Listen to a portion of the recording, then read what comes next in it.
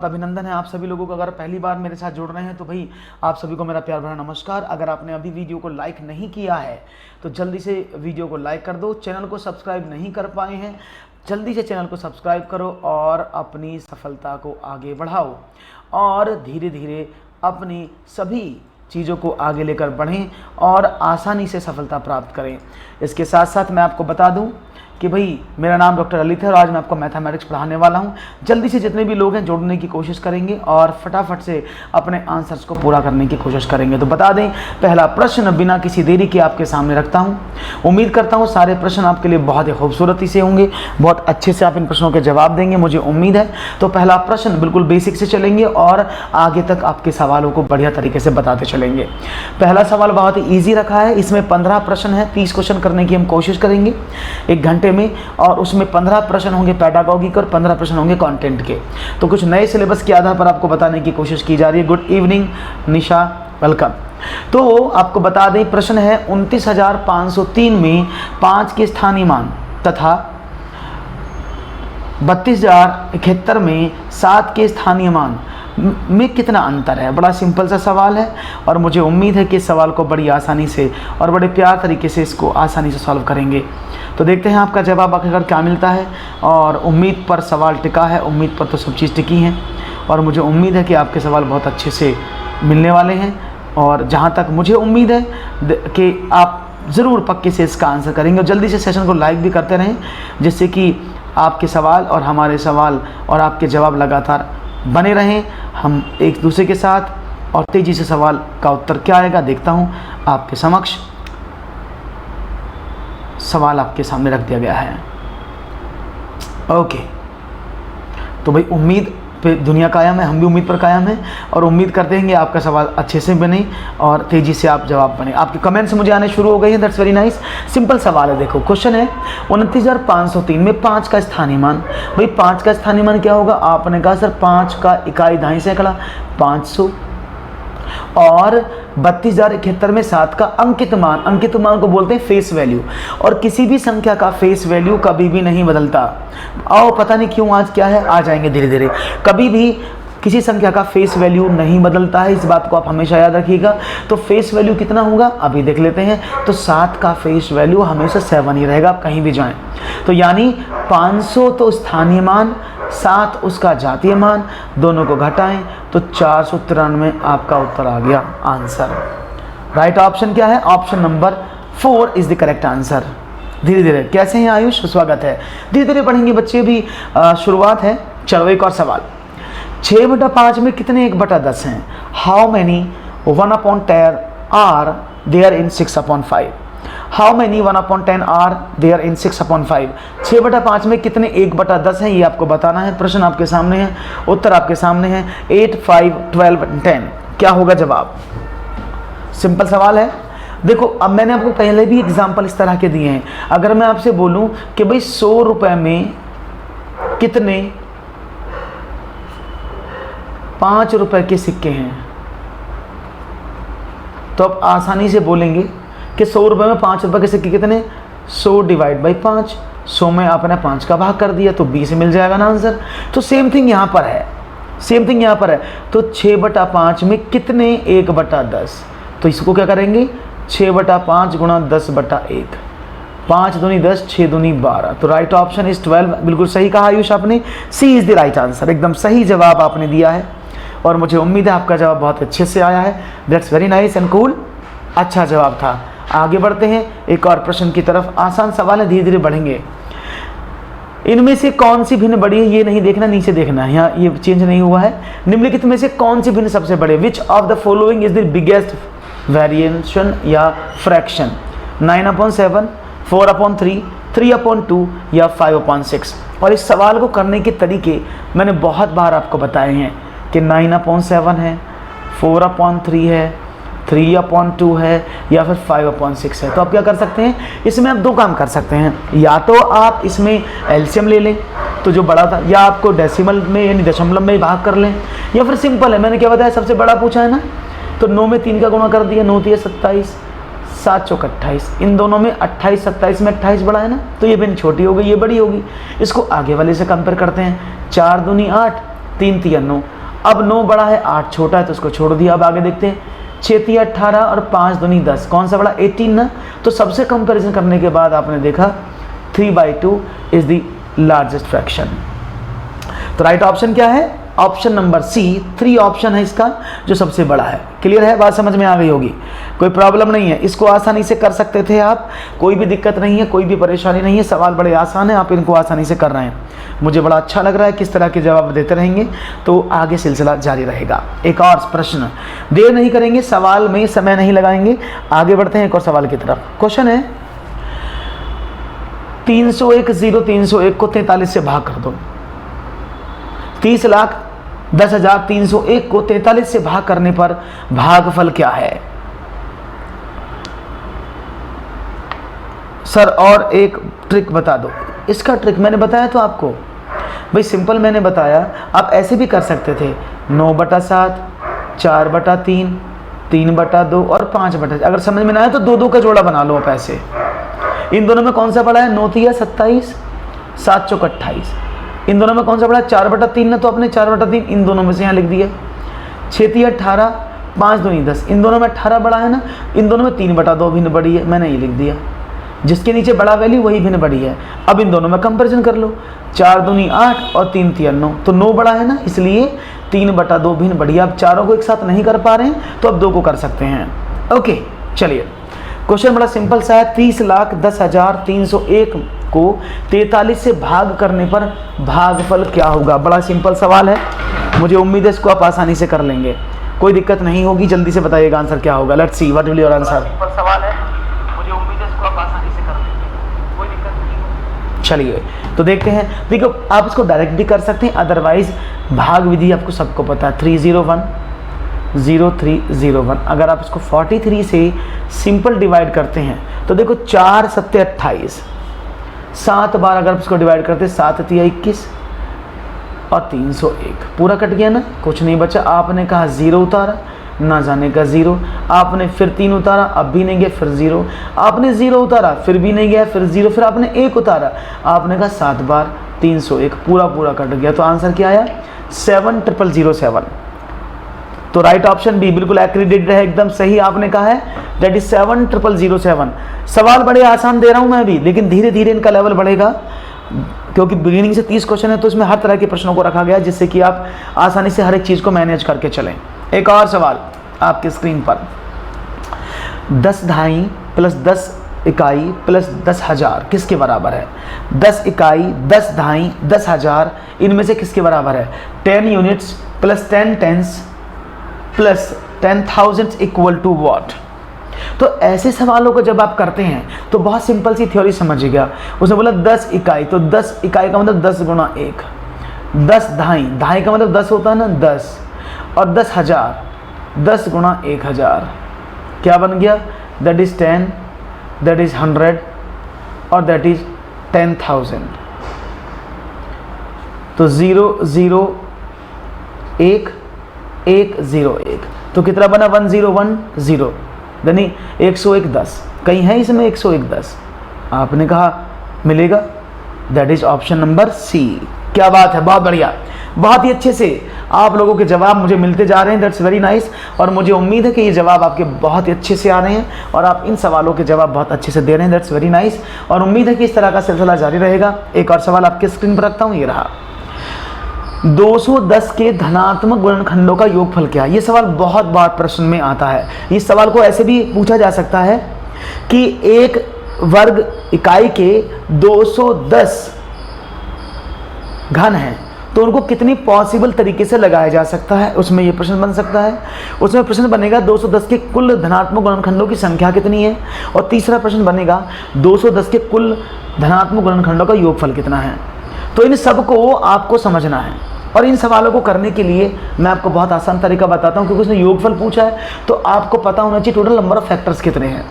तो हम क्या करते हैं, 210 का हमने हिसाब लगाया। इसमें 3 सवाल देखेंगे, टोटल नंबर ऑफ फैक्टर कितने हैं, ठीक है ना, टोटल पॉसिबल पेयर कितने हैं, और तीसरा आंसर निकलेगा इसमें योग कितना है। तो मैं तीनों को करके बताता हूँ एक ही सवाल में।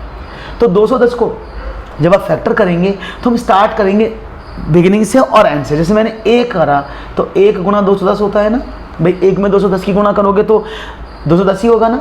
दूसरा क्या हुआ, 2 गुणा 105, 3 गुणा 70, 4 से कटता नहीं, 5 से कटेगा, 5 गुणा 42, 6 से कटेगा, 6 गुणा 35, 7 गुणा 30, 8 से कटता नहीं, 9 से नहीं कटता, 10 से कटेगा, 11 से नहीं कटेगा, 12 से नहीं कटेगा, 13 से नहीं कटेगा, अब तो कटेगा ही नहीं किसी से आगे, है ना। तो 14 से कटेगा, कट सकता है। देखो 14 गुणा 15 कितना होता है, 15 चौके 60, 15 का 15 6 21, है ना। 14 गुणा 15, तो टोटल नंबर ऑफ फैक्टर्स कितने पेयर बने, पहले पेयर गिनते हैं, 1 2 3 4 5 6 7 8। तो टोटल नंबर ऑफ कितने पेयर बन सकते हैं ऐसे जिनके फैक्टर इतने होंगे 8। टोटल नंबर ऑफ जोड़े कितने, 8। क्लियर है। दूसरा सवाल, टोटल नंबर ऑफ फैक्टर्स कितने हैं, तो 1 2 3 4 5 6 7 8 9 10 11 12 13 14 15 16। तो टोटल नंबर ऑफ फैक्टर्स कितने होंगे, 16। अगर वो पूछे 210 के कुल धनात्मक गुणनखंड कितने हैं तो वो 16 होंगे, ठीक है ना। 8 पेयर 16 इसके फैक्टर, और सम कितना होगा, अब जोड़ लो। देखो 2 और 1 3 और 3 6 और 5 11, 11 और 17, 17 और 7 24, 24 और 10 34, 34 और 4 38, 10 48, 48 तो ये हो गए, है ना। 48 इधर को जोड़ दिया ऐसे।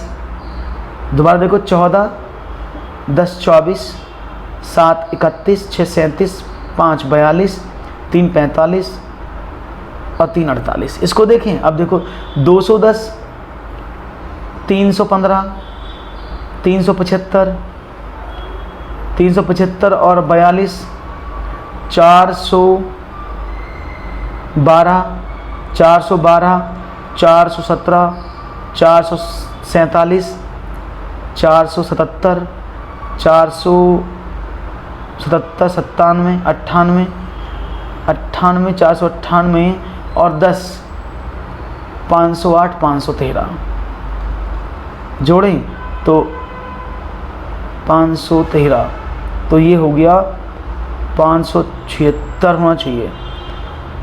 8 5 13 8 और 6, 8 और 8 16, 4 और 5 और 1 6, हाँ 7, दैट इज 576।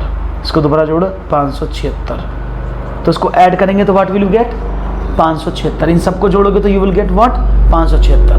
क्लियर है। आप सिंपल जोड़ सकते हैं, जैसे मैंने जोड़ा 2 और 1 3 और 3 6 और 5, 11 और 6 17 7 24 4 28 5 33 और 1 34 और 5 39 और 2 43 और 5 43 और 1 44 और 5 49। ठीक है, ये प्रॉब्लम कर रहा है 56 गुणा 12.5 जमा ए, हाँ 576 हो गया।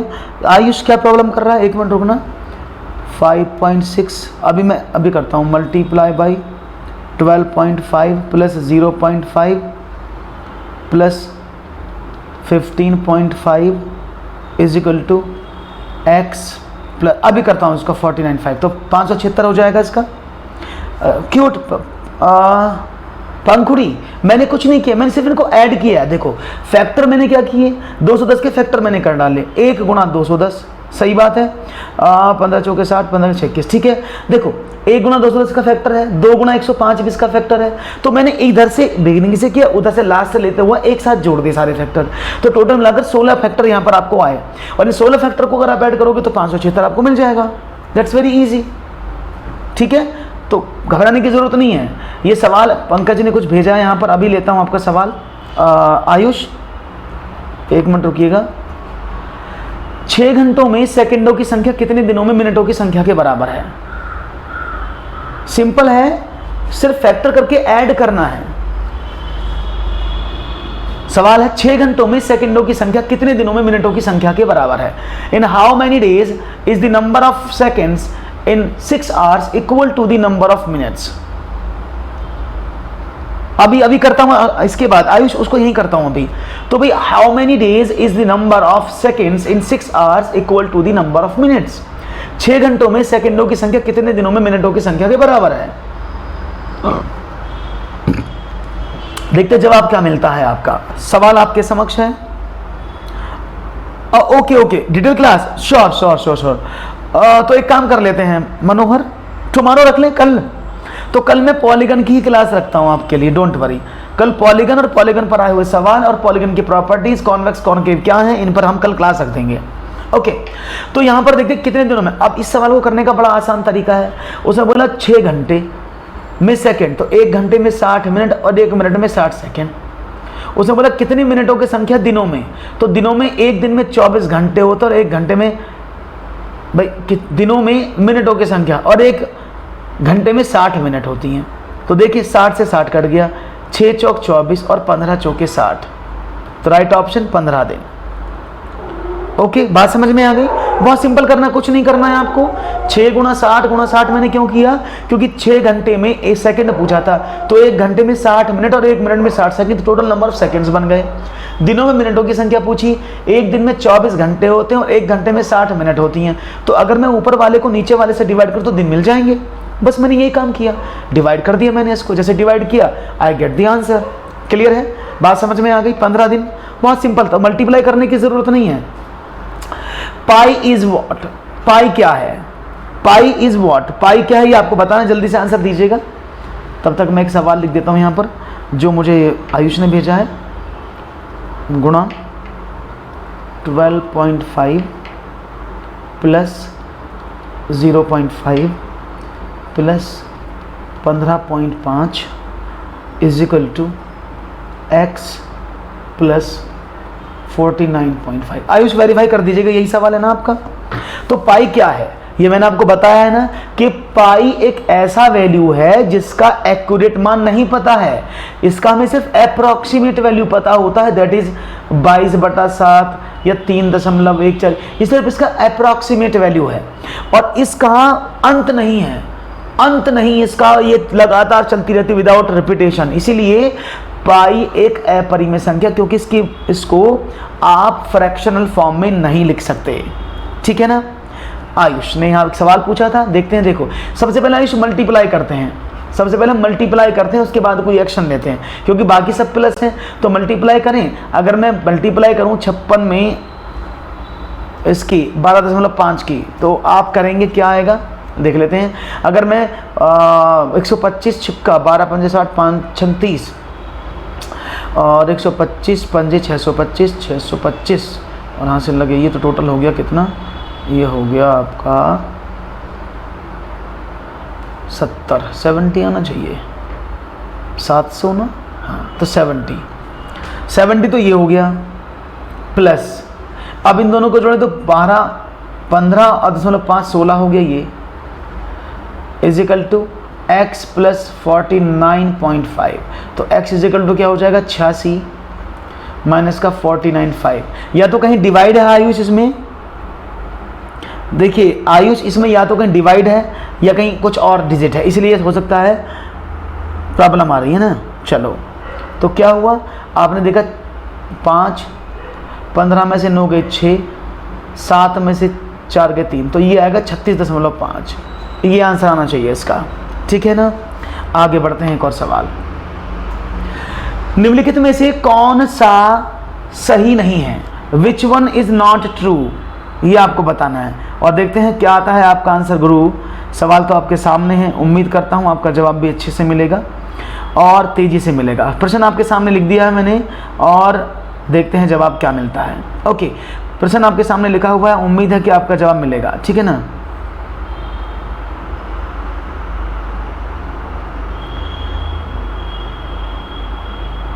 ओके, देखते हैं जवाब मिलेगा। ओके,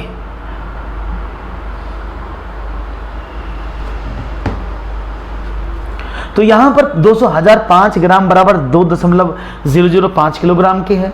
किसी घनाभ का आयतन जिसकी भुजा 45 सेंटीमीटर और चौड़ाई 15 सेंटीमीटर, ऊंचाई 40 सेंटीमीटर है, बराबर उस घन की जिसके आयतन जिसकी भुजा 0.3 मीटर है।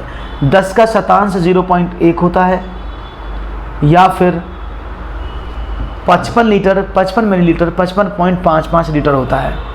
देखता हूं जवाब क्या मिलता है। डी ऑप्शन सबसे पहले मनोहर ने कहा है, सब लोग डी बोल रहे हैं, क्या बात है। देखो बहुत ही अच्छे से जवाब दिया आपने, काफ़ी समय लिया पढ़ने में। सिंपल सी बात है, 2005 ग्राम में, सही बात है, क्योंकि 2005 में जब आप 1000 का डिवाइड करेंगे, क्योंकि 1 किलोग्राम में 1000 ग्राम होते हैं, it will give you 2.005 kg। सही है।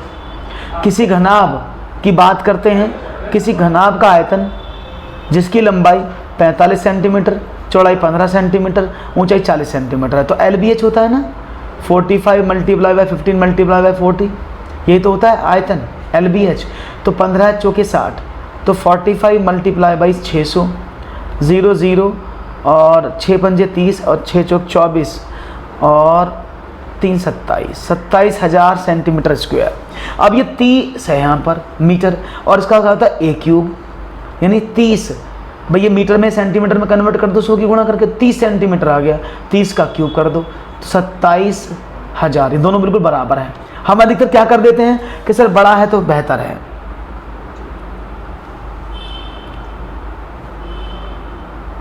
नहीं, गुणा 2 बार गुणा क्यों कर दिया आपने आयुष? जब वहां गुणा ही 1 बार लिखा है, आपने 2 बार कैसे गुणा कर सकते हैं? जब आपने 1 बार गुणा लिखा है तो 2 बार मल्टीप्लाई कैसे कर रहे हो आप? चलो इसको उससे मुझे प्लस में पूछना, यहाँ तो आप नहीं बता पा रहे हो, प्लस में बताना मुझे 6 बजे। ओके, अब बात करते 10 का शतांश, यानी 100th वैल्यू ऑफ क्या है। तो 10 का शतांश क्या होता है? 10/100। शतांश का मतलब डिवाइड बाई 100। आपने कहा 0.1, एकदम सही लिखा है। लेकिन 55 लीटर और 55 मिलीलीटर, तो याद रखिएगा 1000 ml होता है 1 लीटर के बराबर। तो अगर आप 55 ml की बात करते तो उसको लीटर में कन्वर्ट करेंगे तो आपको 1000 का भाग करना पड़ेगा, और ये आएगा 0.55। तो इसका सही जवाब क्या होगा? 55.055 ml। तब इसका सवाल सही होगा। अब तो ये 550 लिखा है। क्लियर है? बात समझ में आ गई? Very good. तो राइट ऑप्शन था ऑप्शन नंबर 4, जो इसमें गलत प्रिंट था। एक और, 2 और 2/3 समकोणों में डिग्रियों की संख्या बताओ कितनी है। 2 और 2/3 समकोणों में डिग्रियों की संख्या कितनी है, ये आपको बताना है। The number of degrees in 2 and 2/3 angles is what? Good evening, कैसी हैं Firdaus? 240 degree, 270 degree, 180 degree, 210 degree. The number of degree in 2 and 2/3 angles, what is it?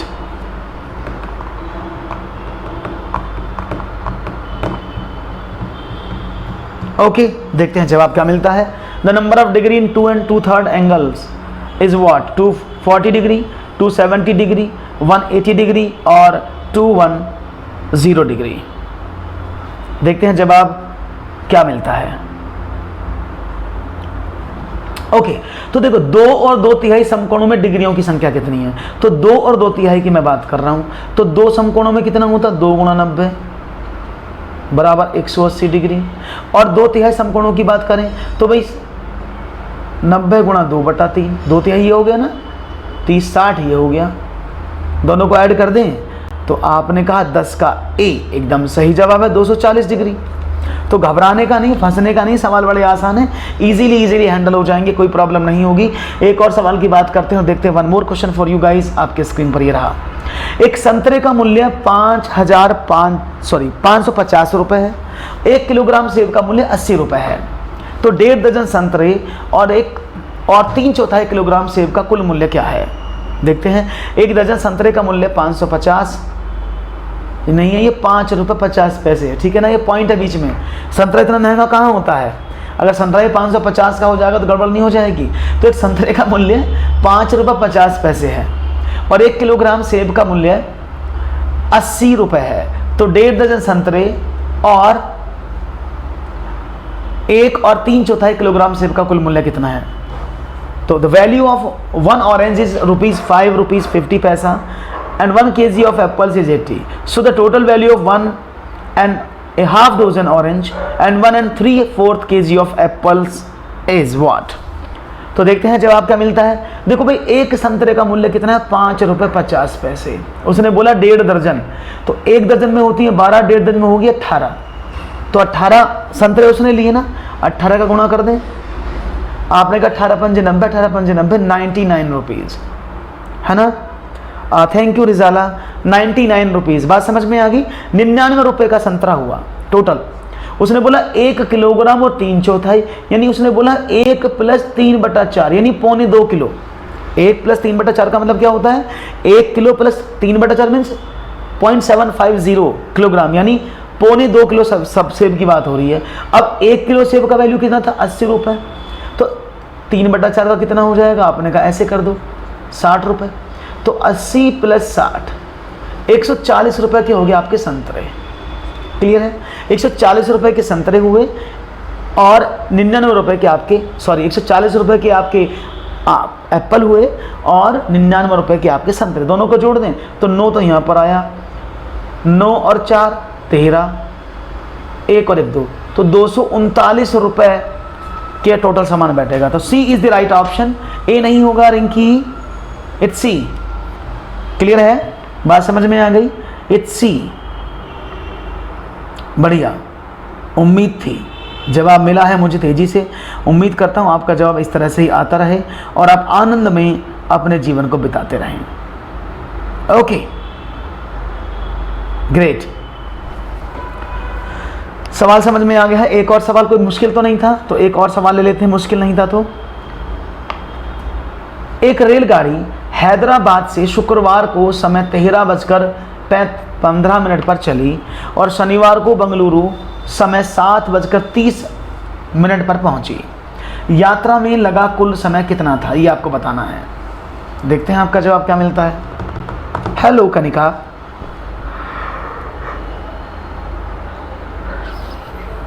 एक रेलगाड़ी है, हैदराबाद से शुक्रवार को समय 13:15 पर चली और शनिवार को बेंगलुरु समय 7:30 पर पहुंची। यात्रा में लगा समय कितना था? फिर से बताएं, पीछे वाले सवाल को बताता हूं, पहले इसको कर लें फिर बताता हूं। एक रेलगाड़ी हैदराबाद से शुक्रवार, देखो इस तरह के सवाल कैसे करते हैं, क्योंकि रेलवे में टाइम हमेशा 24 पर चलता है, तो वो 13:15 पर अगर चली होगी तो रात को 24 बजे पहुंची होगी, रात के 24 बजे होंगे और 24 से सुबह के 7:30 बजे होंगे, ये तो मतलब है। तो आपने क्या काम किया, आपने 24 में से 13-15 घटा दिया तो घंटे मिल गए आपको। 60 का आपने यहाँ से उधार लिया तो 45 मिनट तो ये हो गए और 23 में से 13 गए तो 10 घंटे। तो यहाँ से यहाँ तक उस रेलगाड़ी को 10 घंटे 45 मिनट का समय लगा, प्लस यहाँ से यहाँ तक 7.5 घंटे का लगा। तो टोटल समय कितना हुआ? 10:45 में 7:30 आपने जोड़ दिया तो ये हुआ 15। 1 घंटा यहाँ से लगा, क्योंकि 45 और 30 कितने होते हैं? 75 होते हैं, और 75 में 15 यहाँ पर लगा, 1 घंटे का हासिल चला गया। 10 और 17 और 1 18, तो कुल कितना समय लगा? 18 घंटे 15 मिनट। ऑप्शन नंबर नहीं, 5 घंटे 35 मिनट कैसे लगेगा? दैट इज 18 घंटे 15 मिनट का समय उस रेलगाड़ी को जब से वो चली हैदराबाद से बेंगलुरु तक पहुंचने में लगा, और एक्चुअल में भी इतना ही समय रेलगाड़ी में लग जाता है।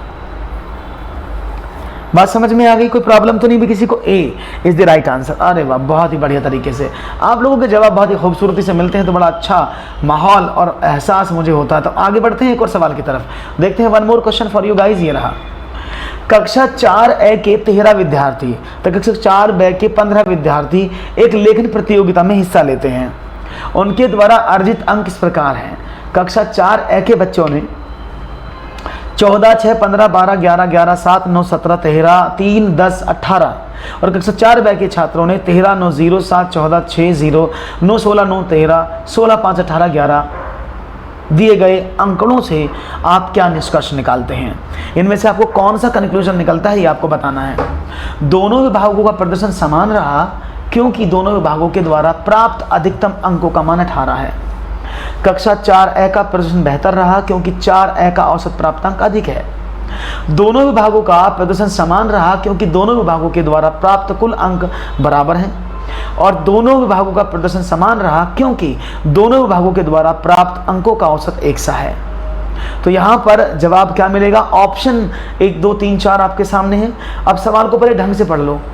उसने बोला 4A और 4B 2 क्लासेस थी, यानी 4A और 4B। ये 4A के बच्चे थे, उनके नंबर, ये 4B के बच्चों के नंबर थे। अब आपको बताना है कि इनमें से कौन सा निष्कर्ष आप निकालते हैं जो आपको लग रहा है सही है। तो देखिए, अगर हम बात करते हैं पहले बात की कि इसमें भी एक बच्चे को 18 मिलेगी, इसको भी 18 मिलेगी, दोनों की परफॉर्मेंस सेम है, तो गलत है।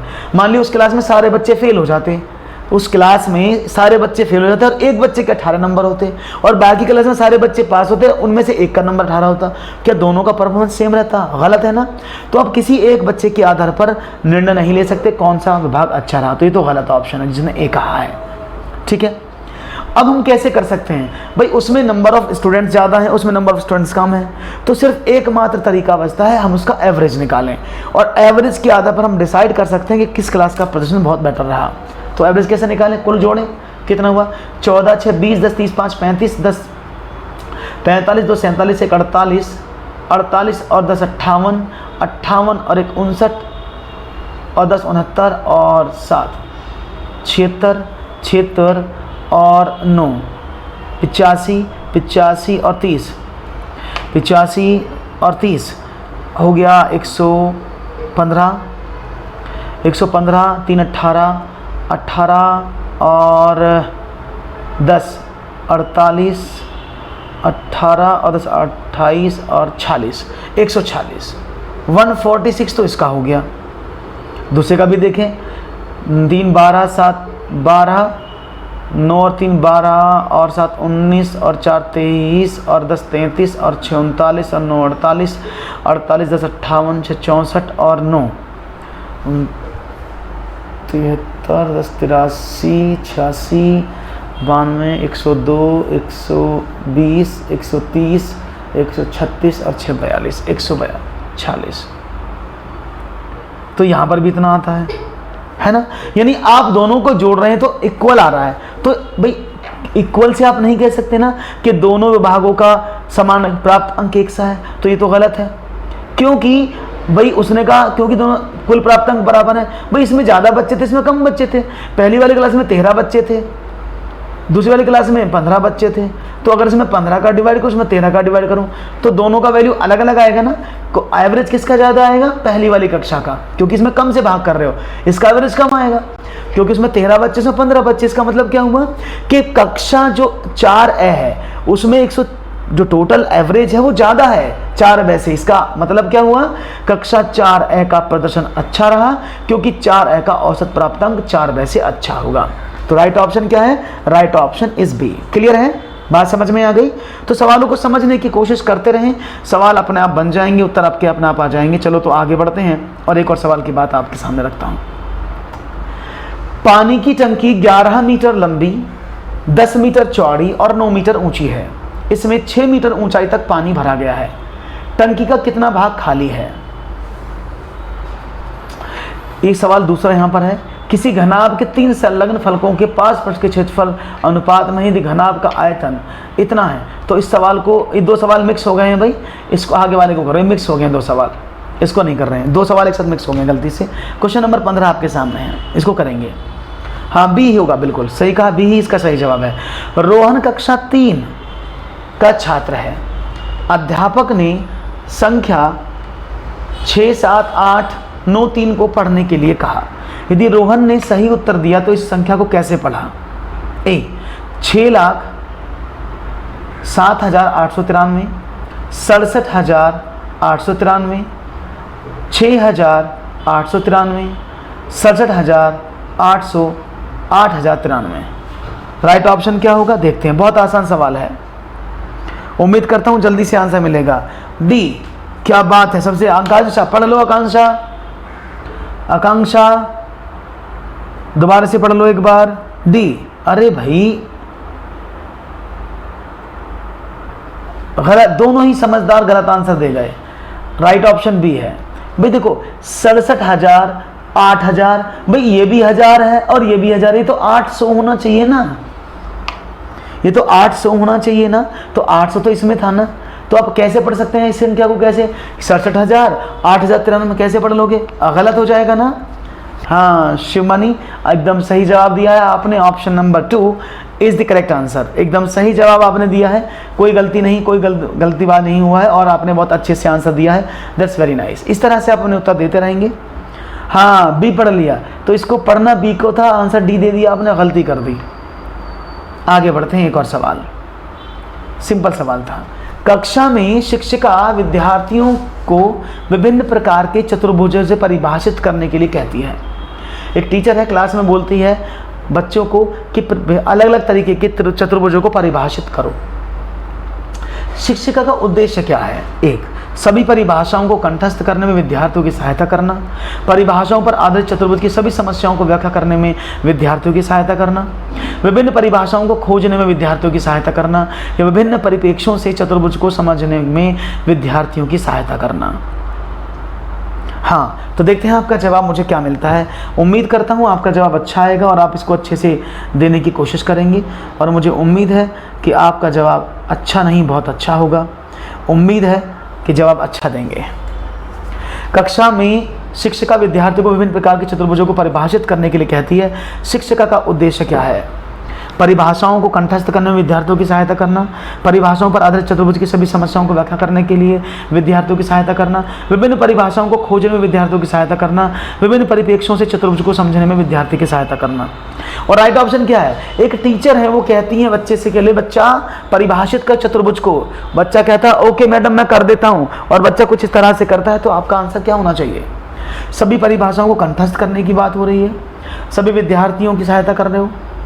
याद रखिएगा, जब भी आप बात करेंगे चतुर्भुज को परिभाषित करने की, तो बच्चे के लिए सबसे अच्छा टाइटल ये होगा कि वो अलग अलग परिप्रेक्ष्यों से, डिफरेंट सिचुएशन में, किसी भी तरह से। कई बार आप ऐसा करते हैं ना, अगर मैं बोलूँ ये कैसा चतुर्भुज है, तो आप बोलेंगे सर ये हमारा समचतुर्भुज है, इसको बोलते हैं ट्रेपेजियम है, सारी भुजाएं बराबर हैं। अच्छा ये वाला बताओ, आप इसको क्या बोलेंगे? सर ये भी जो है ना एक चतुर्भुज है। कौन सा? आप बोलेंगे समचतुर्भुज है। लेकिन नहीं, ये तो वर्ग है कि इसकी चारों भुजाएं बराबर हैं, सारे कोण 90 डिग्री के हैं। तो घुमाने पर आकर के परेशान हो जाते हो। इसलिए क्या कहती है टीचर कि मुझे बताओ इसकी डेफिनेशन क्या है। तो वो चाहती है कि भिन्न यानी डिफरेंट पर्सपेक्टिव से बच्चा कभी भी गलती ना करे, उनको सब चीज़ों को आसानी से समझ ले। That is the right option. अच्छा आयुष, मैंने आपको देखा अच्छा आयुष, ये बात है, ये बात, तो आगे से मत देना ऐसे हैं। आगे बढ़ते हैं। गणित के अध्यापक ने इकाई योजना को इस प्रकार परिभाषित किया। एक इकाई संबंधित विषय वस्तु का विद्यार्थी द्वारा एक निश्चित समयावधि में आत्मसात किया जाने वाला भाग है। अध्यापक के द्वारा परिभाषित की गई इकाई योजना किसका कथन है? हेंसन, प्रेस्टन, पॉटर या हिन्ना? हाँ, जल्दी जल्दी मत करा करो, ये बहुत बड़ी कमी है। जल्दी के चक्कर में गलत ना किया करो, जल्दी में सवाल ना किया करो, आराम से किया करो, कोई जल्दबाजी नहीं है। टेक योर टाइम, कूल होकर सवाल किया करो। एक गणित के अध्यापक ने इकाई योजना को इस प्रकार परिभाषित कर दिया। अब क्या किया कि इकाई संबंधित विषय वस्तु को द्वारा विद्यार्थी की एक निश्चित समयावधि में आत्मसात किया जाने वाले भाग है। तो ये किसका स्टेटमेंट है यूनिट प्लान में? और आपको बता दें कि यहाँ पर आपका नाम सुना होगा, दैट इज हेंसन। सुना है हेंसन? हेंसन ने अपने सभी इकाई संबंधी यूनिट प्लान संबंधी यूनिट प्लान को जो खोजा था, सबसे पहले हेंसन नहीं खोजा था, हिन्ना नहीं है। हिन्ना ने तो परिभाषा दी थी मूल्यांकन की। हिन्ना और किवलेन, इन दोनों ने परिभाषा जो दी थी वो दी थी किसकी? मूल्यांकन की। जबकि हेंसन ने यूनिट प्लान को परिभाषित किया था। तो राइट ऑप्शन है ए, हेंसन। क्लियर है? बहुत बढ़िया। इस तरह से आपके जवाब आते रहेंगे तो बहुत ही अच्छी खुशनसीबी होगी सवालों की। तो एक और सवाल आपकी स्क्रीन पर ये रहा। गणित में प्रतिचित्रण के लिए निम्नलिखित कथनों में से कौन सा कथन सत्य नहीं है? एक, प्रतिचित्रण स्थानिक चिंतन को बढ़ावा देता है। प्रतिचित्रण अनुपातिक विवेचन को प्रोत्साहित करता है। प्रतिचित्रण अनुपात गणित पाठ्यक्रम का भाग नहीं है। प्रतिचित्रण का गणित के कई विषयों से समाकलन किया जा सकता है। देखते हैं जवाब क्या मिलता है। गणित के में प्रतिचित्रण के लिए निम्नलिखित कथनों में से कौन सा सत्य नहीं है? प्रतिचित्रण स्थानिक चिंतन को बढ़ाता है। प्रतिचित्रण अनुपातिक विवेचन को प्रोत्साहित करता है। प्रतिचित्रण गणित पाठ्यक्रम का भाग नहीं है। प्रतिचित्रण का गणित के कई विषयों से समाकलन किया जा सकता है।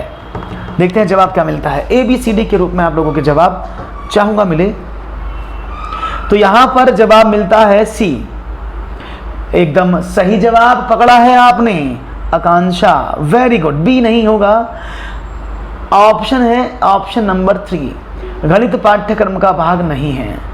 कैसे कह सकते हैं कि जो मैपिंग है वो गणित का भाग ही नहीं है। ऐसे कैसे हो सकता है भाई? जब आप प्रतिचित्रण पढ़ते हो, मैपिंग करते हो, रीजनिंग करते हो, सवालों में आगे क्या आएगा वो निकालते हो। जैसे मैंने कहा 2 4 6 8 अगली टर्म बताओ, तो ये मैपिंग ही है, ये प्रतिचित्रण है कि इस दोनों के बीच जो संबंध है वो सभी के बीच चल रहा है। It's a kind of reasoning.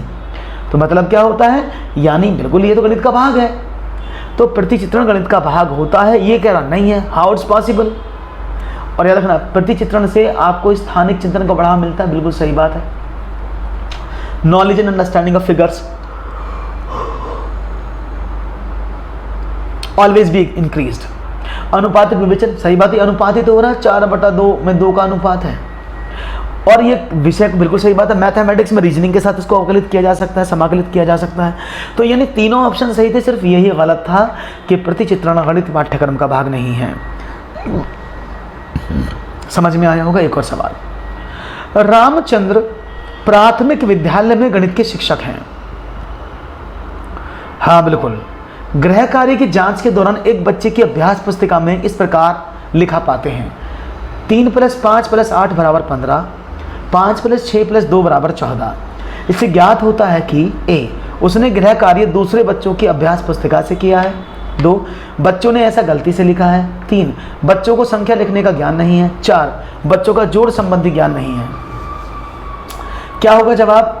Ramchandra प्राथमिक विद्यालय में गणित के शिक्षक हैं। गृह कार्य की जांच के दौरान एक बच्चे की अभ्यास पुस्तिका में इस प्रकार लिखा पाते हैं, 3 + 5 + 8 = 15, 5 + 6 + 2 = 14। इससे ज्ञात होता है कि क्या उसने गृह कार्य किसी दूसरे बच्चे की अभ्यास पुस्तिका से किया है, बच्चे ने ऐसा गलती से लिख लिया है, बच्चे को संख्या लिखने का ज्ञान नहीं है, या बच्चे को जोड़ संबंधी ज्ञान नहीं है।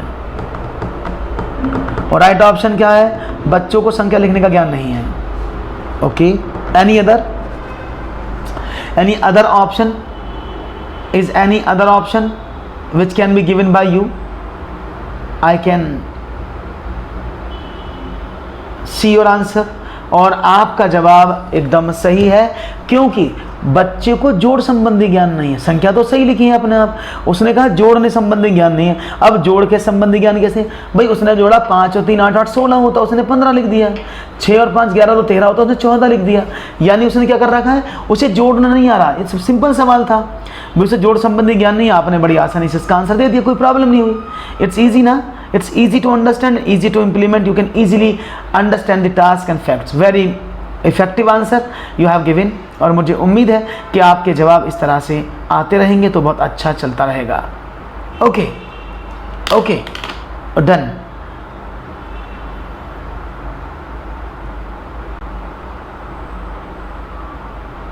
ओके डन, समझ में आ गई बात?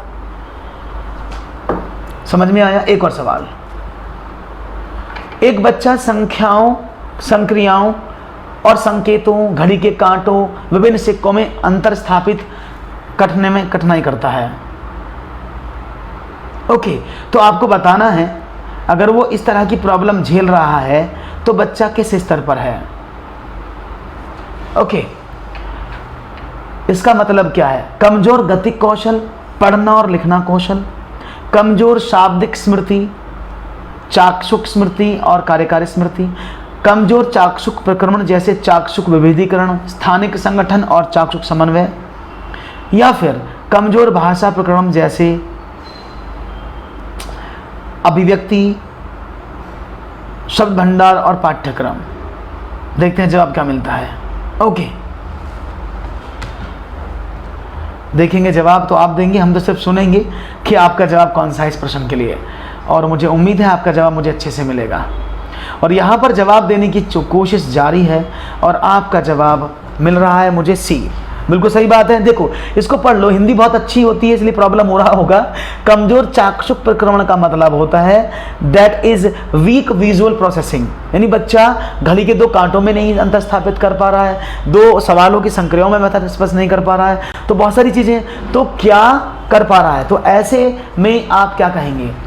क्या आप इसका मानते हैं? उत्तर होना चाहिए कि बच्चे को विजुअल प्रोसेसिंग में प्रॉब्लम है, वह विजुअल डिफरेंशिएशन नहीं कर पा रहा है, वह विजुअल कोऑर्डिनेशन नहीं कर पा रहा है, इसको देखने में तो प्रॉब्लम हो रही है, वो दो सिक्कों में अंतर नहीं कर पा रहा, घड़ी के सुइयों में अंतर नहीं कर पा रहा, वह संख्याओं संक्रियाओं में अंतर स्थापित नहीं कर पा रहा, तो lots of task are there जिसको वो स्थापित नहीं कर पा रहा है। इसका मतलब क्या हुआ? यानी दैट इज कमजोर चाक्षुष प्रक्रमण। देखने वाली, चाक्षुष का मतलब होता है विजुअलाइज करना, तो जहां भी चाक्षुष लिखा है इसका मतलब क्या है? That is visualization. बात समझ में आ गई? इसको विजुअलाइजेशन भी बोलते हैं। क्लियर है? तो ये 20 प्रश्न थे जो आपने बहुत अच्छे से समझे और मुझे उम्मीद है ये प्रश्न आपको बहुत अच्छे से समझ में आए होंगे। अगर अच्छे प्रश्न लगे हैं तो लाइक जरूर करिएगा, लाइक करना बिल्कुल भी मत भूलिएगा सेशन को। मुझे उम्मीद है आप सब इसको लाइक जरूर करेंगे, और लाइक बड़े कम दिख रहे हैं मुझे, सिर्फ 11 लाइक्स। भाई जब भी तो आगे बढ़े, जब आप लाइक वाइक तो करते नहीं हो, तो लाइक जल्दी से कर दो जिससे कि हम आगे बढ़ें और सवालों को समझने की कोशिश करें। ओके, तो अगर आपने लाइक कर दिया दैट्स वेरी नाइस। और अगर इस तरह के सेशन आप लगातार चाहते हैं तो इसी समय मिलते रहिए मेरे साथ, नए नए प्रश्नों को लेकर मैं आपके सामने हाजिर होता रहूंगा। धन्यवाद, शुक्रिया, thank you very much and have a nice day. Channel को सब्सक्राइब करना बिल्कुल मत भूलिएगा।